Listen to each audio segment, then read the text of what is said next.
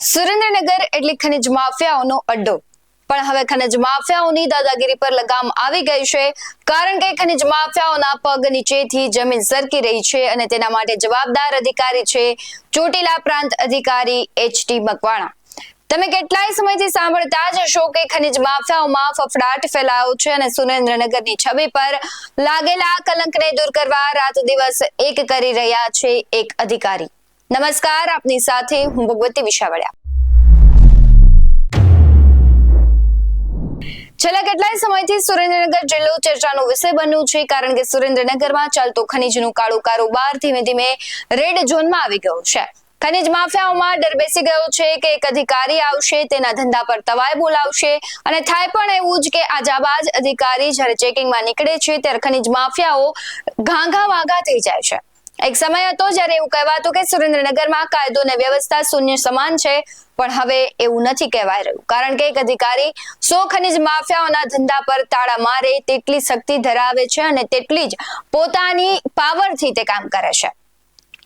સામાન્ય પરિવારમાં જન્મ લઈ સાબરકાંઠામાં શિક્ષણ પ્રાપ્ત કરી અમદાવાદ ખાતે તેમણે ફાર્મસીમાંથી અભ્યાસ કરી 2013માં આરોગ્ય વિભાગમાં ફરજ બજાવી 2019માં ડેપ્યુટી કલેક્ટર બને છે. ત્યારબાદ પંચમહાલ જિલ્લા પુરવઠા અધિકારી એચ.ટી. મકવાણાની બદલી થતા તેણે સુરેન્દ્રનગર જિલ્લાના ચોટીલા ખાતે પ્રાંત અધિકારી તરીકે ચાર્જ સંભાળ્યો અને ત્યારથી જ ખળબળાટ મચી ગયો છે.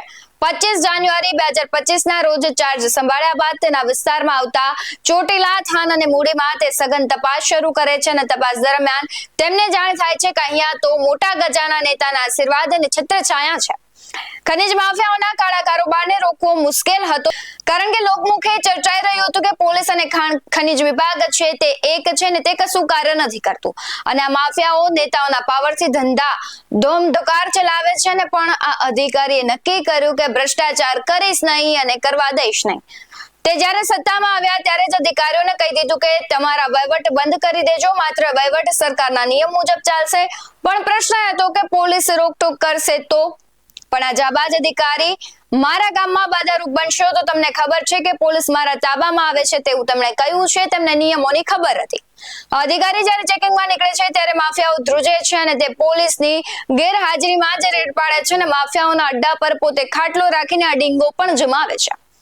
હમણાં જ સુરેન્દ્રનગરમાં એક ઘટના બની હતી. ખનીજ માફિયાઓ ભાન ભૂલ્યા હતા જ્યારે ખનીજ વિભાગના અધિકારીઓએ બ્લેક ટ્રેપ ભરેલ ડમ્પર ચેકિંગ કરવા માટે રોક્યો અને ત્યારે ખાનગી કારમાં આવેલા તત્વોએ 2 ખનીજ અધિકારીઓ પર હુમલો કરવાનો પ્રયત્ન કર્યો હતો અને સમગ્ર મામલે જોરાવરનગર પોલીસ મથકમાં ફરિયાદ પણ નોંધાઈ છે.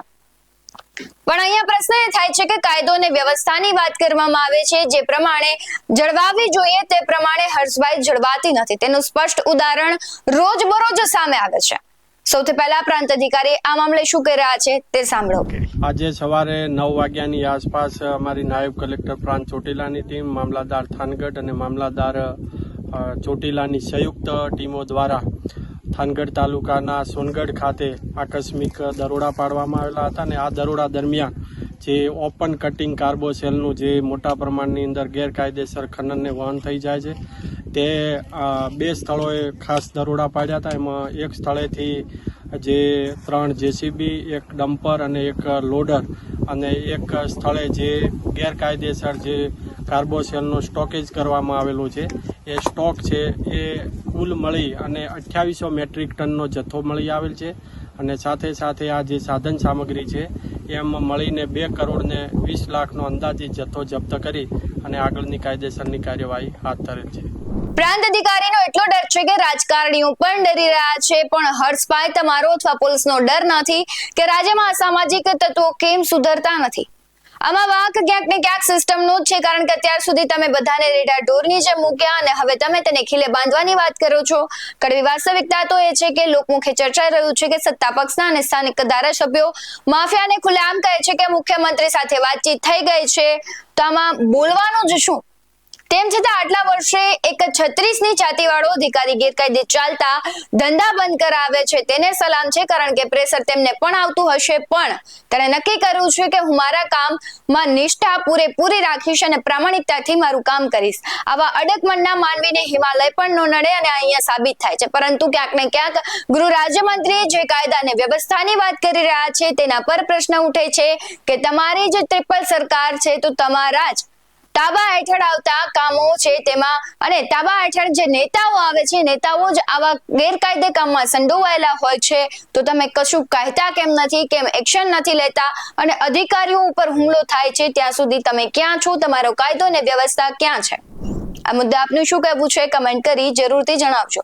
આવા જ વધુ અહેવાલો સાથે ફરી મળતા રહીશું. તમે અમારી YouTube ચેનલને સબસ્ક્રાઇબ કરવાનું, અમને Facebook અને Instagram પર ફોલો કરવાનું ભૂલશો નહીં. બાકી અવનવી અપડેટ્સ મેળવવા માટે આપ જોતા રહો BS9 TV ન્યૂઝ. નમસ્કાર.